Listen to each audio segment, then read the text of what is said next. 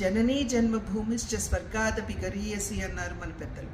అంటే కన్న తల్లి మాతృభూమిని మించిన స్వర్గం లేదు అని దీని అర్థం. అటువంటి మాతృభూమి సేవకి తన ప్రాణాలని అర్పించారు మురళీ నాయక్ అనే సైనికుడు. మురళీ నాయక్ మన ఆంధ్ర రాష్ట్రంలోని అన్నమయ్య జిల్లా వాసి. అతి పిన్న వయసులో అంటే 24 సంవత్సరాల వయసులోనే అగ్నివీర్ పథకం మాధ్యమంగా డిఫెన్స్లోకి అడుగుపెట్టి సరిహద్దుల్లో మాతృభూమి రక్షణకి తన ప్రాణాలని అర్పించాడు.